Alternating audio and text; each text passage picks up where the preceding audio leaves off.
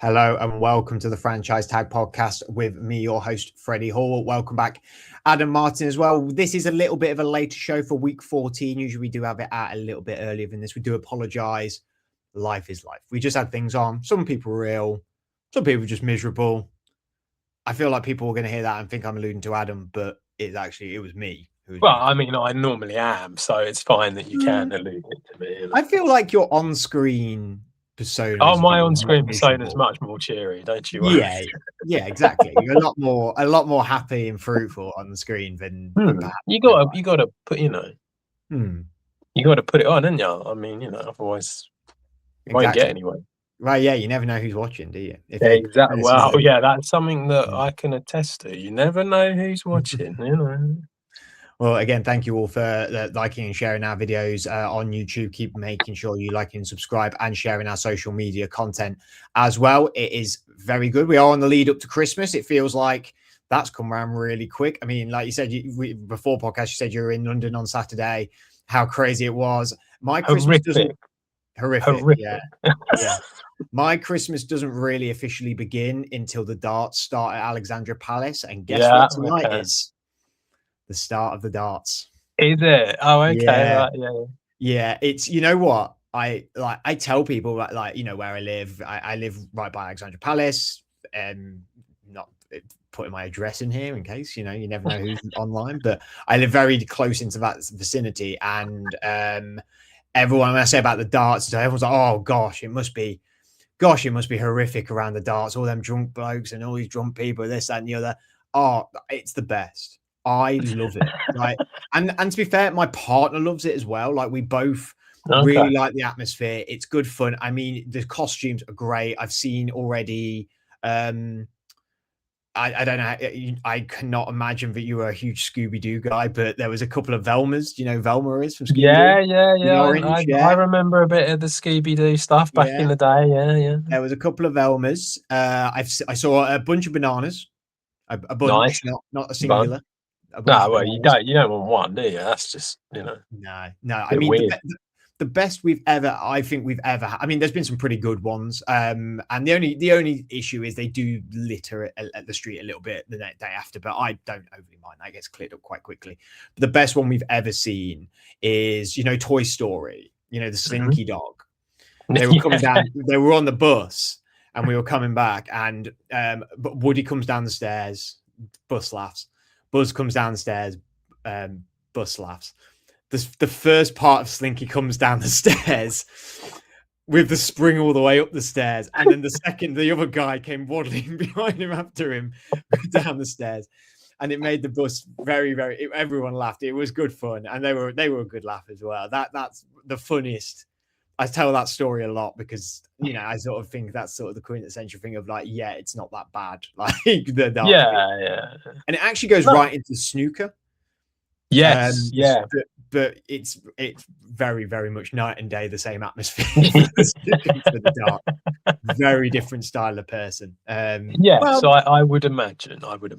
Yeah. I don't know. Well, maybe not different style of person, but just maybe not as drunk. But that's fine. It's Christmas. It's good fun. I think it's a right laugh. So anyway, we are neither a dart nor a concert hall venue podcast. We are the Franchise Tag Podcast. We talk about NFL, and we're going to start this episode with focusing on a division that Adam knows all about, and that is the NFC North and the race for it, because it is really, really starting to heat up now. Who is going to come out on top? Who is going to be the king in the North? And the NFC North, I mean, the weekend just gone. Like I said, I know we're a few days late, but the Detroit Lions beat the Dallas Cowboys 44-30. Smashed. I mean, what a game that was. It was a fantastic game to watch for the neutral. The Vikings, you talk about smash. I mean, 44-30 is not really a smash, but it was a big scoreline, I suppose. But Vikings did smash Commanders 31-0. And then there was an in-division game between the Bears and the Green Bay Packers that you won 28-21, which stands the division now at Packers at 9-3-1, the Bears second 9-4, Lions 8-5, and the Vikings 5-8. I mean, I think, Adam, when this season even started, we said this division is going to be pretty amazing. And actually, the problem has been that we thought the Bears were going to be that bottom team where the Vikings probably on the same sort of record as the Vikings as well, like 5-8, and that the Vikings would be sort of maybe 8-5, 9-4, the Lions being 9-4, Packers sort of fighting out for that division. But it's been the Vikings who have dropped off this year, which we've from the bad quarterback play. I mean, it's bad. I know they beat the Vikings, the Commanders, but the Commanders, I mean, Jaden Daniels came out the game with injury. The defense is carrying them. They do have some star guys like Justin Jefferson, but like they are not really fundamentally a good team at this point. And then the other three, I mean, it is a fun battle to watch. I know it might not be for you as a Packers fan, but for the neutral, well, for a fellow divisional North supporter, I suppose, it's nice to see the other North division playing really well, whereas my North division is just turgid. Yeah, it's I think the surprise package this year has been the Bears, and just how far they have been able to move from where they were last year, which was basically 5-12, struggling, not really doing much. Brand new head coach comes in and just has really turned everything around and has made such a huge impact on this team. I still maintain, I think that they're in a bit of a false position. I think that they've had some, I suppose, not luck. I think that's unfair, but I think that they've probably, the reason they're where they are is because of the schedule that they've had, and some of the teams that they've played have been a lot easier than, say, like what the Packers have played or the Lions. I've got that here. I mean, they beat the. This is from week 2. They were 2-0 playing Vikings and Lions. They played Dallas. They won that convincingly. Won that as well. They just edged past by a point to the Raiders. They had a very early bye week in 5. They 1 point, the exact same score against the Commanders, 25-24. They smashed the Saints. I mean, those Saints have been valiant. People are smashing the Saints. They then lost to the Ravens, beat the Bengals, beat the Giants, beat the Vikings, beat the Steelers, I think the Eagles is the outlier. That's one. Even though we would say the Eagles are not playing to last season's Eagles or last season playoff run Eagles, I should say, back half the season into the Super Bowl.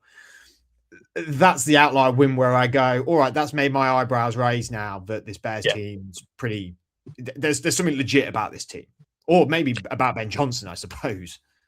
Yeah, and I think that's fair. I mean, I would say, I think just the combination of beating the Steelers and the Eagles week after week, I think is, I know that, you know, the Steelers have not had the greatest of seasons, but I think the combination of the two together is quite impressive, and so that's good. But as you say, when you look at that, okay, so you've got a Vikings team with what, JJ McCarthy, not great. So, you know, and you're beating them. The Giants, Only beaten by 2 as well, the Vikings. Yeah, and yeah. The Giants by 4. The Giants is the number 1 pick at the moment for next year's draft. The Bengals without Joe Burrow. The Ravens they lost to. The Saints have been bad. The Commanders without Jaden Daniels. The Raiders have been bad. The Cowboys back in week 3, where their defense has changed quite dramatically after the trade deadline. So, I mean, there's a lot of sort of favourable matchups here where it's kind of gone quite well, and a lot of one-score wins, which we said this about the Vikings last year, didn't we? They had a lot of one-score wins, and you can't have that all the time. And it feels like what has happened to the Vikings is they've lost a lot of that now, and obviously with the quarterback problems, that's why. But with the Bears, they're getting them one-score wins, and that's why they're where they are. So I do feel that it's a little bit of a false record, not by much, but a little bit. And I think that if you look at the betting odds for this division, you know, the Packers are basically 5-2 on. So, you know, stick £5 on, you only get £2 extra back. The Chicago Bears are basically 3-1. So that, and then the Lions are further because obviously they're not on the same record, sort of. So it does feel very much that the Packers should win this. That's kind of where we're at, I think, with the NFC North. But it's still very tight at the moment. Just to put that in context as well, the Packers are at Denver, at Chicago, hosting the Ravens, and then at Minnesota. We just said Chicago. Well, we said Chicago's full schedule, but then they are hosting the Browns, hosting the Packers, at San Francisco, hosting the Lions, and then the Lions are at the Rams, hosting the Steelers, at the Vikings, at the Bears. I mean, the Vikings aren't going to win this division. We'll leave them out of this, to be honest with you. I mean, it's a lot of playing each other. I mean, Green Bay, 2 division games. Well, all of them are going to be 2 division games, aren't they? And then the out division game, I suppose, is Green Bay have got Denver and Baltimore. Chicago have got Cleveland and San Francisco. And the Lions have got Rams and Steelers. And to be honest with you, I would probably say the Lions have the easy. People will go, oh, the Browns. But you've got to deal with the Browns defense, though. That's what people always get wrong with that, is that, the Browns have nothing offense. Yeah, they don't. But the Browns have a very, very, very good defense. And that's where you can slip up, and where they've had a good defense all season, and they've still got the record that they have. So it doesn't overcome everything.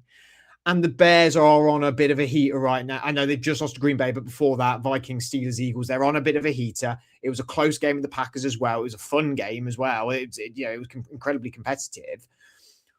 I think the Lions, they play the Rams. I think the Rams, they're not shaky, but they have their moments in a way. I don't know. I still believe they'll go to the NFC Championship and maybe get to the Super Bowl. But then you're playing the Steelers, who are, I mean, they're fighting for the division, but they're not a good team.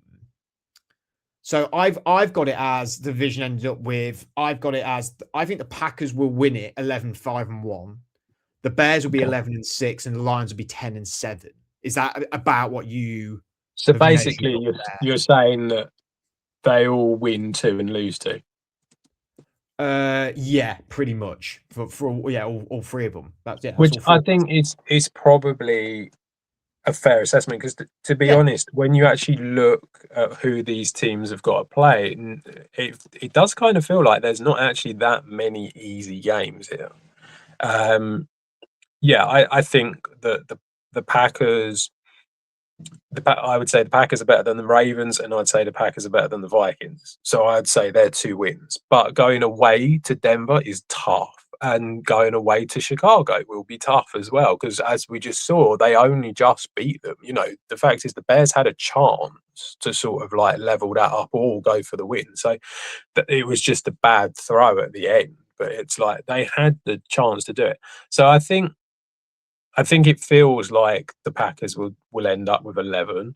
The Lions have obviously got to play the Rams, which is the Rams away, I think, is tough, and that's going to be difficult. And then you have got a case of the Steelers, the Vikings, and the Bears.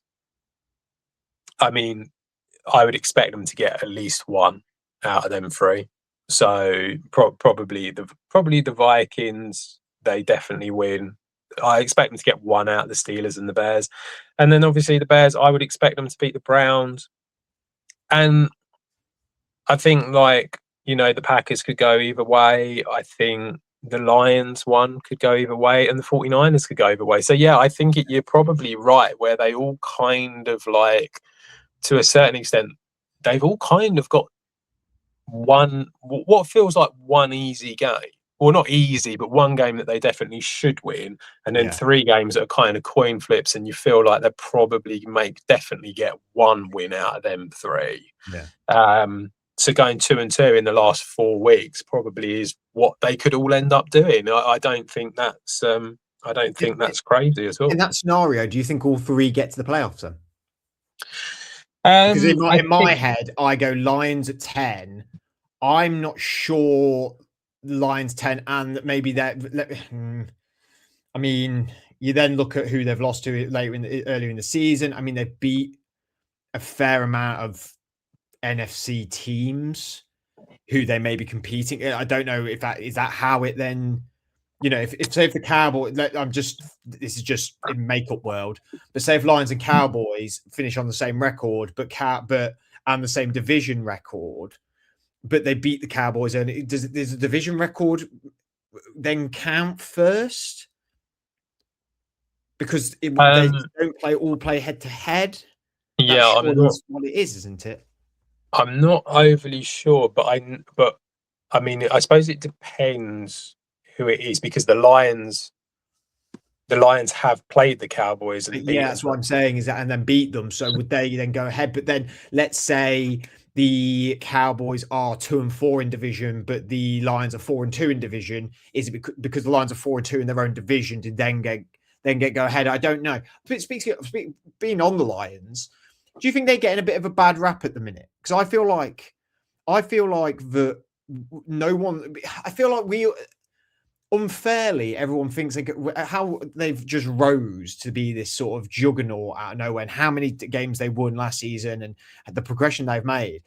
Like everyone, I think, just thinks like, oh, well, they're going to win 10 plus games, and you're like, well, yeah, other teams figure you out, and and the Lions, but lost both coordinators, and of course they weren't going to be as good. But almost people are like sort of shitting on them for that, like, oh, well, you're not that good because you lost both coordinators, therefore you're bad now. And you're well, they've still won 8 games. Like, they're still good and they've been competitive and they have some notable wins against big teams like Baltimore, like Tampa, and Dallas. Last week's game against Dallas, as last weekend's game against Dallas is we just said earlier about Dallas at the start of the season were not the team they are now because they've been on fire recently. I don't know. I think it's a little unfair. I think it's a little. I think it's more like you lost 2 coordinators and you've overcome that to have a good record. Like, is that? I don't know. Am I being a bit sympathetic there? I suppose. No, I don't think so. To be honest, I don't think they've done anything that we didn't expect was going to happen. I felt like at the beginning of the season, we were all coming out saying they're going to be a really good team, but they will drop off. They will not go 14-3. They won't have that record because you've just lost your offensive coordinator and your defensive coordinator. We saw this with the Eagles, didn't we? Back in, I think was it 2022? Shane Steichen and Jonathan Gannon both left, and the next year they obviously they won the Super Bowl with them too. The next year they struggled a bit and they didn't win the Super Bowl, and they sort of like they made it into the playoffs. The reason being is obviously because that division just isn't or wasn't as good as what the Still Lions are over facing here. That's the difference. But in reality, it's like the same thing basically happened. We reckon they go 2-2 for these next 4 games. They're going to end up with 10 wins. I think most of us projected 11 wins for them. So maybe you could argue it's slightly off, but not by a lot. So I kind of feel like they've done pretty much what we thought they would.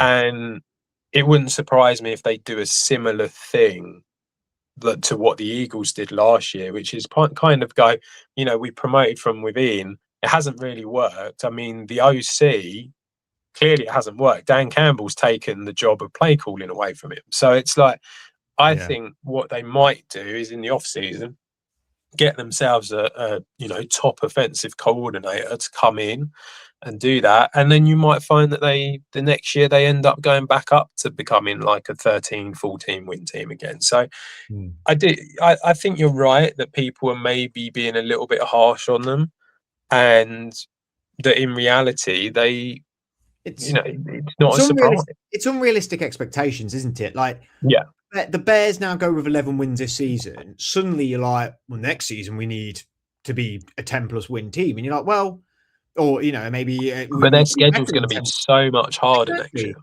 It's going to change. Things are going to change. You're not going to be guaranteed. It's a testament to the good teams that win 10 plus games every year is they are good teams. I'm not saying Chicago isn't a good team. I'm just saying the expectation is, oh, well, you finished on 11 wins. The expectation is we get 12, 13 wins next season. You're like, well, I would say the expectation is you should win the division. That's my more thing. It's not, don't look at how many wins, win the division and maybe challenge for that top seed. That's what the expectation should be. And if you fall short of that, okay, that's fine. Falling short of not being the top seed in the NFC isn't bad.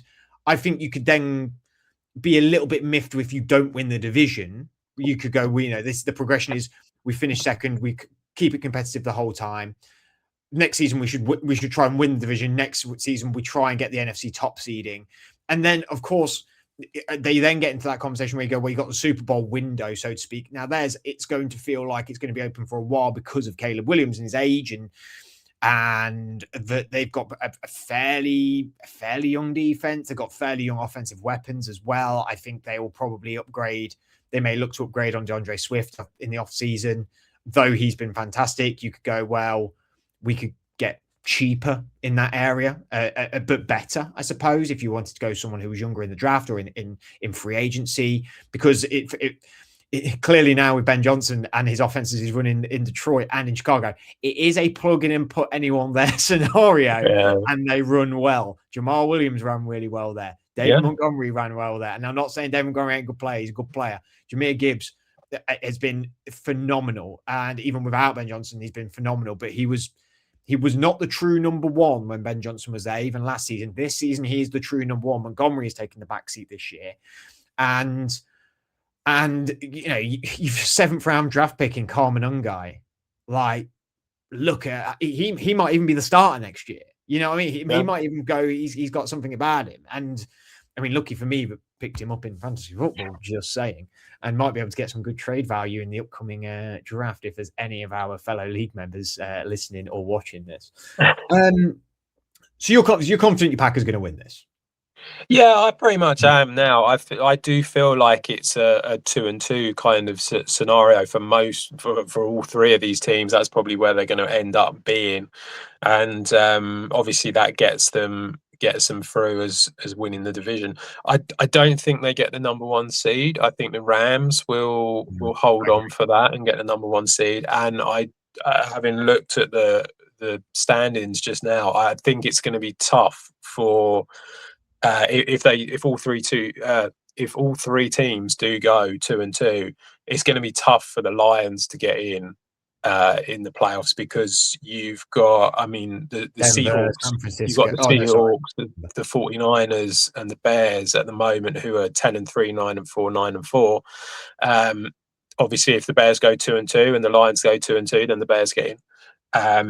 The Seahawks have already got 10, and you have to imagine they're going to win another game easily, like in the last 4.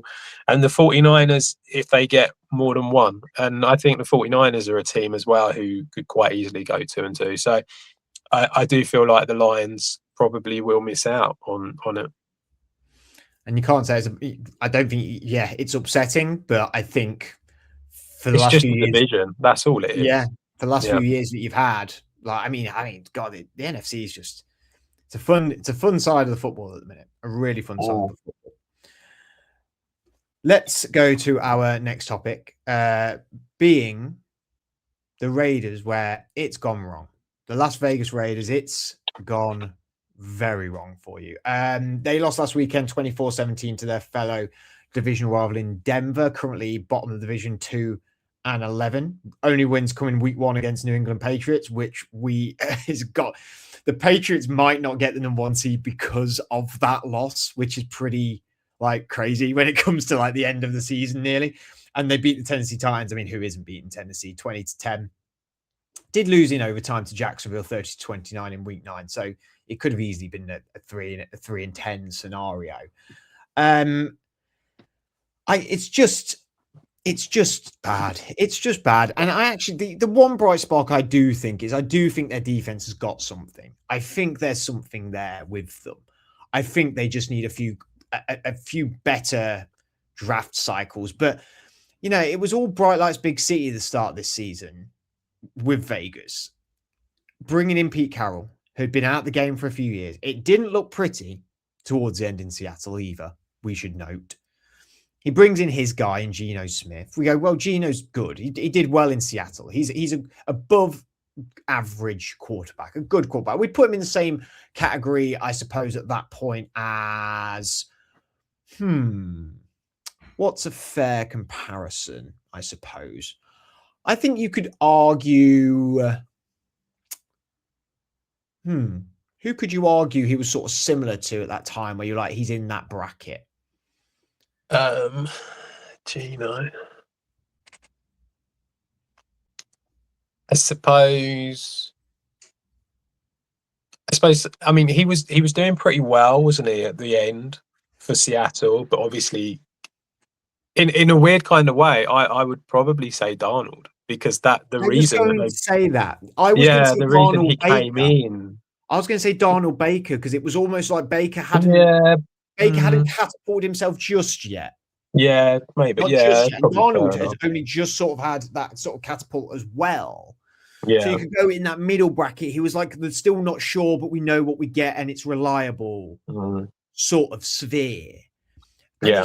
it's just not worked at all. And I think you have to pinpoint it down to the offensive line, a lot of it. Yeah. I mean, you got it. The big coup was Ashton Genty this off. The big coup was him getting in draft. And actually, this is a bit of fantasy football thing in me. Is when he went to the Rays, everyone was like, "That's going to be great because the offense is just going to run for Ashton Genty, and fantasy wise, that's going to be absolute points for whoever drafts him." And you're like, well, that's going to be a pretty phenomenal thing to see. He was so electric in college. He was the name on everyone's lips when the draft came around, I think just outside of Shador, to be honest with you. And you could say Cam Ward, but I feel like Cam Ward wasn't. I feel like it was Shador, Ashton was like the two people that. Yeah. Cam Ward, that was really weird with Cam Ward, because it was almost like he was the number one pick and no one was talking about him at all. It was so odd. And Genty went there and we were like, wow, he's, God, Pete Carroll, run style offensive guy, loves that sort of stuff. Brings in Chip Kelly, a tenured offensive coordinator. Didn't last very long. He's gone already. They brought in a new GM as well, John Spitek, I believe. Spitek. He wrote Spitek. It could be Spitek. They make all these moves. They trade for Geno, and 32nd offense, 24th in defense. That's the only. It's only because I only say they have a spark on defense is because they're not in the 30 bracket. That's the only reason. Yeah, I mean, you're right. I mean, so John Spitek came in as general manager. I think there's, if you want to look at it from the playing side of things, the problem has been the offensive line. I think you're right about that, and it's clearly just not been up to scratch. Hasn't provided enough time for Geno to be able to get his passes off, and also hasn't provided the gaps for Ashton Genty to be able to do much. Do you want me to shock you a little bit? They've not even hit 1,000 yards yet rushing, which is the lowest in the league. Yeah. When you think about who you've just got come in as your running back, they are 32nd in rushing touchdowns. Yeah. And they are number one, 32nd in allowed sacks. They've allowed 50 sacks. Yeah. So from the playing point of view, you're right. It's completely the O-line is the issue. And look, they are clearly going to have to go out and concentrate on sorting out this O-line. Because if they don't, they're just not going to get anywhere. However, there is one other massive problem that has kind of happened here. And that is that you've brought in John Spitek as your general manager. He was at the Tampa Bay Buccaneers before, did really well, like drafting players. When you think about it, he's been there since 2016. Loads of work with that and did really, really well. You then bring in Pete Carroll. And Pete Carroll, obviously, we've known he's been around for ages and he's done really, really well as a career in the NFL as a head coach. But it did kind of feel like it was getting a bit stale and it was declining a little bit in Seattle. But it felt very much that Tom Brady was quite keen on bringing in Pete Carroll. Then Chip Kelly comes in as the offensive coordinator, who did really, really well at Ohio State and took them to a championship. And it's just one of them things where it's like, it feels like what they've done is they've put all these pieces together, but none of them have really connected. And there's lots of rumours that Pete Carroll wasn't happy, that Chip Kelly had come in and that they didn't really get on that well. And what you found was that they started, they drafted loads of players in 2025. Apart from Genty, hardly any of them play. Like, he was the only one, or he is I don't know now, but when Chip Kelly was in charge of the offense, he was the only one that was hitting over 50% of the snaps. Like they Jack Besh, who was their second round pick wide receiver, barely anything. Donta Thornton, their fourth round wide receiver, meant to be this big, tall, strong, long threat. I actually have the stat. I found out earlier who they drafted. Sorry, I've got a terrible issue on my foot while I'm also doing this. God, it's really getting to me. So Ashton Genty, I've got their well. What luckily has happened is I've got their draft, but there's actually the stats in there as well for this season, which I didn't realize. Okay. So Genty was first round. Jack Beck and Darian Porter was the third round pick. Jack Beck in the second. Sorry, all three of them have played 13 games. The third round, they're not playing many snaps. That's the thing. Well, Caleb Rogers and Charles Grant, which were also third round picks, both offensive linemen. Now, I don't know if these guys are injured either. I must say that as well. Rogers 2 games, Grant 5. Dante Thornton was their fourth round wide receiver. He's played 11 games. Tonka Hemingway and JJ Peegs, the fourth round and sixth round pick, have both played 5 games. Genty has more than double. Wait, no, maths. Just under double receptions than the 2 wide receivers that they drafted. Yeah, because they barely played any snaps. This is the problem. They've hardly been involved. So although they've been suited up for the games, they've hardly been involved. But look at who they brought in. They brought Tyler Lockett in. I've got that list as well. I've got the list of who they brought in the offseason. They brought in Alex Kappa, old guard, injury prone. Jeremy Chin, decent safety. I do like Jeremy Chin. Yeah. Ricky Fotu, older defensive tackle, but he's a decent player. Raheem Mostert, not very over the hill. Landon Roberts, to be honest, very over the hill. Eric Stokes, completely unproven cornerback in the NFL, really, considering he was at your guys, right? Yeah, he did all right for us, but he wasn't fantastic. Exactly. Devin White, and you brought in Devin White as well, who I don't think Devin White has stayed on the team very long. I think he potentially got cut quite quickly because I know he was a bit journeyman at that point. But that was in the offseason, sorry. And then, like you said, during the season, they brought in Tyler Lockett. Yeah. I mean, I don't know what Tyler Lockett is. I'm going to have to look at Tyler Lockett's stats now. Tyler Lockett has been involved quite a lot. And this is what the problem is, you see. You've got a general manager who's kind of drafted these players. And it's like, you've got to develop these guys. You have to do it. But then the problem is, if they're never getting any snaps, how do they develop them? And the real indictment is on the wide receiver core with Jack Besh, with Thornton. Just not getting the snaps. Tyler Lockett. I'm sorry. They traded Jacoby Myers.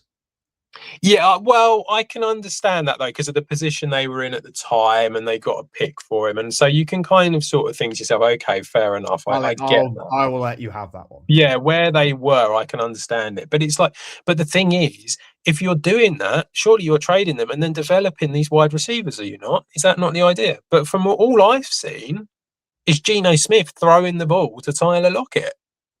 We've basically gone back to Seattle about 5 years ago.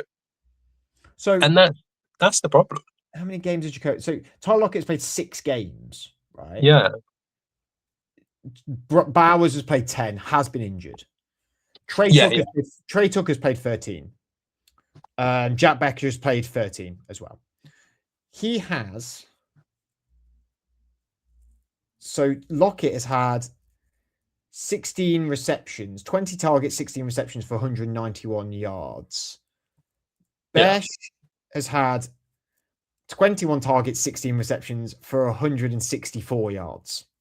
So 1 target more, but he's been there all season, and Lockett has only turned up after the trade deadline or just before the trade deadline. Yeah, and like Jacoby, I mean, the best out of the bunch is Brock Bowers, 619, 74 targets, 53 receptions. To be fair, Trey Tucker 72 targets, 46 receptions, 574 yards. I'm trying not to. Jacoby Myers is like right bang in the middle, but I'm trying to sort of discount him, but you can't really discount him because he was there. So basically, the point is like they're not developing their young wide receivers that they've brought in. They've got so it's because basically Pete Carroll is effectively sticking with the guys he knows by bringing in people like Tyler Lockett and Geno Smith, and this is obviously going to be an issue. So there's many other things, like, don't get me wrong, the O line, definitely. The fact that they've moved Jackson Powers Johnson out from centre to guard is just an absolute travesty. I mean, it's like you're just asking for trouble. He is not a guard. He is a very good centre, and he was a very good centre at college, and that's a problem. They haven't drafted particularly well over the years. You know, they have struggled, and they've just not really been very successful in that either. But yeah, I mean, I personally, I think they need to rip it all up. I think they need to Pete Carroll needs to go. I think they need to do what the Browns should have done. See, the thing is, the Browns, everyone's going, oh, their defense is all right, but what's it getting you? You're still 3-10. Like, you're not going anywhere.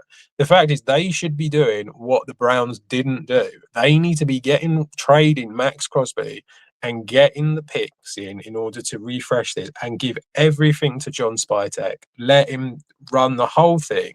Bring in a head coach that he wants rather than the owners getting involved in it, and let him do that. And then just maybe someone young, an OC who's been really good, because this is a tough division and this is going to take you a few years to sort this roster out. And even if you do, what's mad is at the minute they're the second pick. Yeah. And I know people are saying the quarterback. I know the quarterbacks in this draft are not potentially generational. But the Giants don't need a quarterback. The Giants don't need one. Exactly. So you don't even need to move. You don't even need to move. Well, no, you do. No, you do need to move. Well, unless if someone else will come in if you don't. You think someone will? Well, yeah. I don't think you have to give up much to get to one from two. From two, no, absolutely. I don't think you do, and that's the move that they should be making. I mean, I don't know what they're. I mean, what's the? Let's have a look at the big board at their next draft. In fact, no. They should be making that move to get up to number. If they end up number 2 and the Giants end up number 1, they should be making that move, because the Giants will trade it. They also have the first pick of the second round. Yeah. So they have one pick in the first this year. I'm talking. Sorry, 2026 coming up. They have 1 second.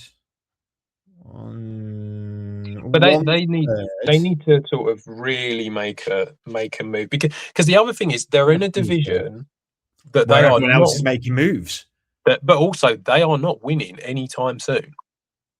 No, like Denver are looking much better than what they were a few years ago. The Chargers are looking a lot better than what they were a few years ago, and the Chiefs are still the Chiefs. All 3 of them teams have got their franchise quarterback and their franchise head coach. And I think what they did, I think what people are really batting on Brady on this, because I don't actually know how much involvement he really has. But I think they looked around and went, right, well, we need to get our bridge guy to get our franchise guy, which is exactly sort of the Alex Smith into Patrick Mahomes thing. Yeah. Sort of I know Russell was meant to be the guy at Denver, but he was the bridge guy into Bo. And the Chargers, Phillip Rivers into Justin Herbert, wasn't it? Sorry. Yeah. So, you go Geno and then let's say Mendoza, if it's going to be Fernando Mendoza, who's coming out this offseason from Indiana. Well, then we've got our franchise guy, and Pete Carroll is our Hall of Fame. There's essentially 4 Hall of Fame head coaches in this division. Yeah. And I think they sort of went along with the trend. And actually, it's completely capitulated on itself, hasn't it? Yeah, it has. And I'm not a fan of taking on defensive coordinators as head coaches. However, I think bringing in Chris Shula from the Rams here makes a hell of a lot of sense, because you are going to be, you're going to be dealing with a lot of. Oh, sorry, not Chris Shula. Sorry, I meant Jesse Minter. Jesse Minter from the Chargers, because you are dealing with someone from your division. There, he's going to know everything about the Chargers, so that's going to help you. Was Minter was at Michigan, right? Yeah, he was. Yeah. Because What I'm saying is what Pete Carroll's massive success was when he got to Seattle was he was at college and knew the next 4 years of draft prospects because he played them or coached them. So if you bring someone younger, let's say, even from college, I mean, Freeman at Notre Dame, which that situation for people who want to look up, they can look that up. That could be somewhere to go to, because okay, he might not like succeed overnight. He might not have 5+ wins in the first 2 seasons, but he knows the whole college system and who's coming through, and he can build a base over 2 years, over 3 years. And you could do that with Jesse Minter as well. Schuler, you wouldn't have that unless he brought someone in alongside him. Who I just think you need something different here. Yeah. You know, the experience hasn't worked. Maybe bringing in the young guy, I'm not saying does always necessarily work, but it is another aspect of it. It is definitely something fresher in the building. And I think that's what this organization needs. It just needs some sort of freshness. Yeah, and just to redo the whole thing, because like I say, you're not winning anything anytime soon. And I think because of that, you trade Crosby, you rehash it, and you sort of go, right, these are all our picks. We've now got a head coach that the GM wants as well. You've got your GM who's only done 1 year.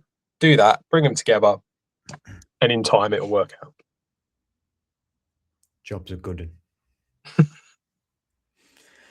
To our last topic for the show, and it is a little look at Miami Dolphins. We did go over the Miami Dolphins very, very early on in the season. We're definitely talking about the hot seat with their head coach, Mike McDaniel. But will Miami Mike stay? Has he done enough to be sticking around for the Miami Dolphins? Currently 6-7.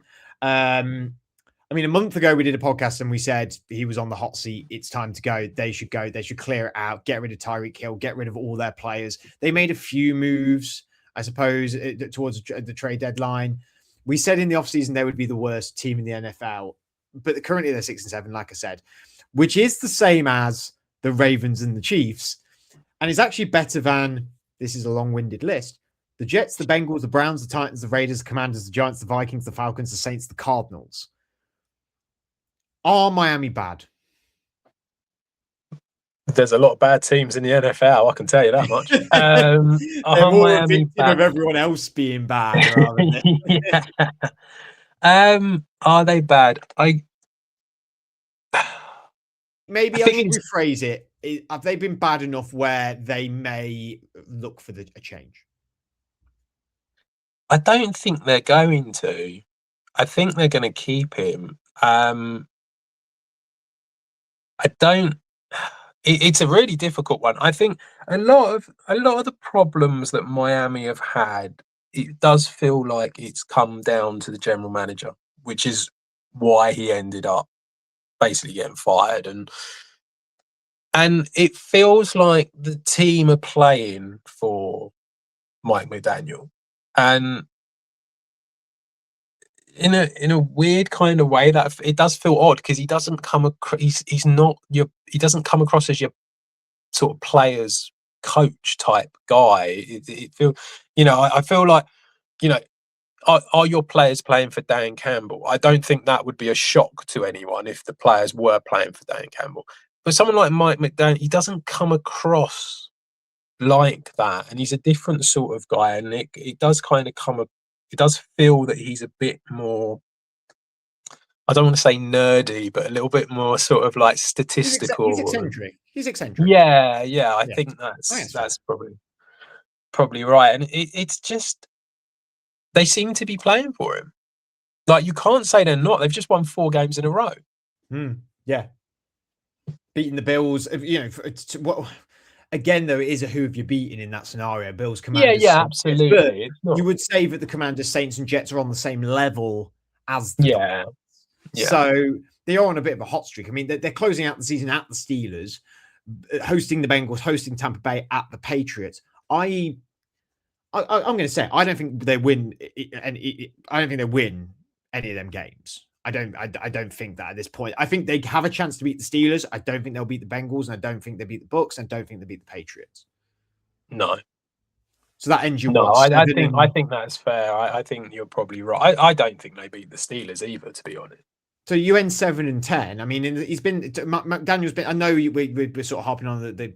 I'm going to stick with McDaniel for the minute because that's where our focus was if they keep Mike McDaniel. Yes, they subsequently got rid of the GM, but they could do a mass clear out. We don't know. But he since 2022, he's got 9-8, 11-6, 8-9.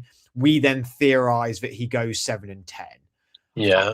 Their defense has got something. I admit, I was very big on moving a lot of their guys from the defense. A lot of big names. I was ready for full on press a red button. Let's blow this all out. And they sort of did. They got rid of Jalen Phillips, but I was more like get rid of Bradley Chubb. But they're the 15th best defense in the minute. They are the 22nd best offense. Their bright spark, yeah, you have to say this. Is Devon Achane. I mean, he's third in rushing yards, 1,126, 14th in rushing touchdowns, third in yards per game. He's only fumbled once. He is their guy. Like that offense runs through him, doesn't it? It doesn't run through Tua. It runs through him, even with out there. I know Tyreek's I think ever since Tyreek's been out injured, I think it's kind of almost had to go through him, hasn't it? Because I mean, Waddle, he has a few good plays and then he gets injured. So it's like you're only ever going to get so much from him, and there isn't really anything else. That's that's all there is. And again, that kind of feels very much like that's a bit of an indictment on the GM and the roster building of this team. And I think that's probably the real reason behind the decline here. And it isn't so much that McDaniel is the reason behind it. And although, like you say, you look at who they've beaten them last 4 weeks, they haven't actually beaten anyone of any note. They're all just sort of like I say, there's a lot of bad teams in the NFL. They beat the Bills. Yeah, that's fair. They didn't just beat the Bills. They hammered the Bills. Yes, that's true. They beat the Bills, and then the other three. You get them weird games. You do get them weird games where the giant gets taken out by the lesser team. It's a divisional game. Yeah, a little bit of craziness on occasion. That does happen. But the big teams they've come up against, all right, like from week one, they weren't. Not that all these teams were. As the current present day goes. Colts they lost to, Patriots they lost to the Bills the first time around, they lost to the Chargers, they lost to the Ravens, all big teams, that's fair, but they did also lose to the Panthers, they also lost to the Browns, they also they're probably the two teams that you go are poorer, but then again the Panthers may win their division, so that's in there as well. But the Browns are certainly a bad team, and that's they won that game 31-6, the Browns, so Yeah, I think that the majority of their wins have been against poorer teams who have looked bad for most of the season, and so they've beaten up on some poor ones. Hopefully for them and for Dolphins fans, they can take this momentum and keep, get maybe like a couple more wins over these last 4 games. But I think given who you're talking about and who they're playing, it's going to be very difficult for them. I mean, look, it's 7-10. It's getting worse compared to what it was, but I think that there was a feeling that it could have been catastrophic this season and really far off. And I think we all felt that they were going to really, really struggle here. And most of us had them last, I think. I think most of us said they're going to be the first draft pick. Certainly up towards there sort of thing, and how bad it was. So and as the day goes, at the minute they're 12. So I think they have kind of done a bit better than what everybody thought they were going to do. But it's difficult because you sort of look at it and you go, okay, you've got some of these players who are getting a bit older now. Tyreek is getting a bit older. Bradley Chubb has been around for a while now. Do you see yourself winning anything anytime soon? The Bills I think the Bills are just going to be one of these teams that are always going to be in the conversation to win the division because you've got Josh Allen there. And they're always going to have a certain amount of talent. The Patriots I understand that the Patriots have, again, they are another team in a very false sort of record because they have literally played no one apart from the Bills. But they will get better. They've got quite a lot of money for next year, so they can really hit free agency. And I think that you'll find that they will just they would, like you say, they will just generally get better. So you've got two teams that are going to be very good. The Jets are the Jets. Who knows? Maybe Aaron Glenn can create a miracle. Probably not. But you just sort of think to yourself, how do you win a division title? Because surely that's the aim, isn't it? At least in the division, is to win the title and give yourself a chance. I can't see any scenario where keeping him, even if they get a new crazy GM in. I mean, that's if you get a great GM in next year, this coming off season, I think you got to give him at least 3 draft cycles. But I don't think McDaniel has 3 draft cycles to stay with Miami. And I'm a little bit like, well, let's just start afresh everywhere, because this is not going to be, we've just talked about it in this episode. You are not going to be the NFC North in 2 years' time. That's not going to happen. There's going to be 2 teams competing for this division for a while. And I know people go about like Sean McDermott, his job's at risk sometimes. Even if McDermott goes, they've still got Josh Allen. We've sort of discussed the Bills where we said, like, roster top to bottom is actually not that good. Well, that means that the head coach, whatever head coach sort of comes in, still has Josh Allen and still will probably do pretty okay. I don't think Allen's going anywhere. And okay, he's getting older, but he's nowhere near in his twilight years. Drake May's only just beginning, and we know what Drake May is now. He's fantastic, and that Vrabel project is going to be there for a while. I can see Vrabel being there unless it goes very poorly in 2 years' time. I can see him being there for 5+ years. You can imagine probably the same sort of tenure as he did in Tennessee, where it might whittle off at the end. Let's say if injuries pending. The Jets, like you said, with Aaron Glenn, just mess. I just don't see how they get out of that mess unless Aaron Glenn turns it around. I don't know. Again, maybe they've got a lot of first-round picks, haven't they? Need to give him a couple of draft cycles. Yes, exactly. Exactly. Yeah. But I just don't. This doesn't become a powerhouse division out of nowhere. And I think McDaniel's been there long enough now where it's 4 years, it's 4 draft cycles. You did the big contract for Tua. I don't know. I just think that's not necessarily McDaniel's decision there, but it's still not impressive. Even with the record, it's not impressing me. No. Well, look, they're going backwards. This is the point. When you read out them what they've done over the season and him being there, the fact is that they are going backwards, and that obviously is a problem. You can't keep doing that and expecting it to work out for you. It's like so you have got rid of your GM already. It does kind of feel a little bit like, let's just blow the whole thing up and start all over again. That kind of does make a lot of sense for them. And, they are in a division where they've got 2 teams that are probably going to continue to be strong. And so you reach that point where it's a little bit like, well, you're not going to win it anytime soon. So what are you doing? You're just treading water. And if you're going to reset, you've got to look at what your draft stock is and what players of the draft stock. Tua, Waddle.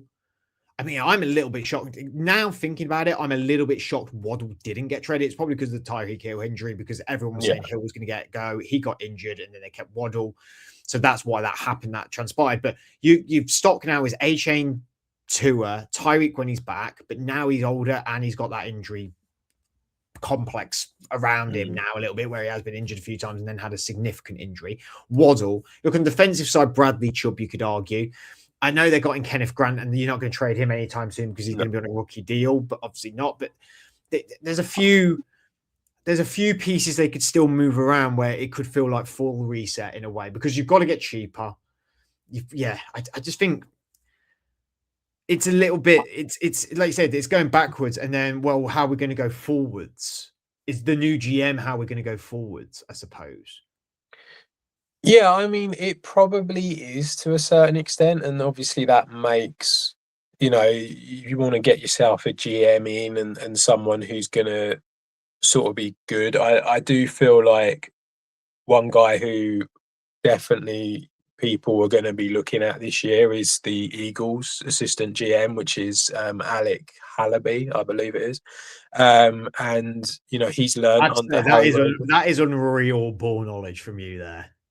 Oh, I haven't you're got a you're you're, clue. you're dealing with someone who's looking into draft stuff now, so that's how come. Like that's what I know. So there's a few different guys. I think that the Lions guy, Ray Agnew, he's the assistant GM. He'd be another good one to bring in. I can throw out a few of them if you want. So, This is generally intriguing me more than my answer. yeah. So I think that there's a couple of guys out there who are decent as like assistant GMs who can really make Oh, I a love difference. But Jesus. I do really like Hallaby from the Eagles because he's learned from Harry Roseman. It's a really good sort of like, what more can you want from a GM? It's like He ideal does sort of everything. thing. So it would be good to bring him in, but I kind of feel like a lot of GMs when they come in, they want their guy.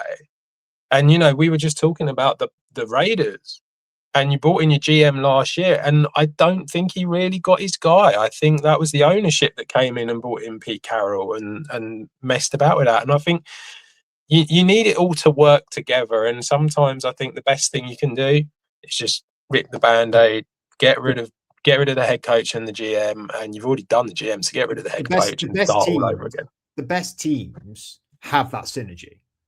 Yeah, absolutely. Harry and Sirianni, Brett Veach and Andy Reid, McVay and what is his name? What is his name? Les Snead. Yes. Les Snead. Yeah, like Yeah. they it's the tandems that work, and the tandems have just not worked in Miami. So we'll see this offseason. We'll see what they do, and it's an interesting prospect to see how they do, and towards the end of the season, and also into the next draft period as well, which is also only going to heat up on the franchise tag as well. Thank you, Adam, for joining me this evening. Thank you for watching or listening, whether it be on YouTube. Make sure you like and subscribe, or on any podcast platform. Again, make sure you subscribe, and also follow us on all social media platforms. We have got betting stuff coming out this weekend from Adam and Andrew. Our college stuff is still coming out sporadically. There's been a bit of a change in people and times and stuff like that, but make sure you just keep an eye out for that, because it is starting to go into the college playoff now, and that's a lot of fun. So yeah, make sure you keep an eye out for that. Until then, I hope you've enjoyed watching or listening to this, and we'll see you all again very soon.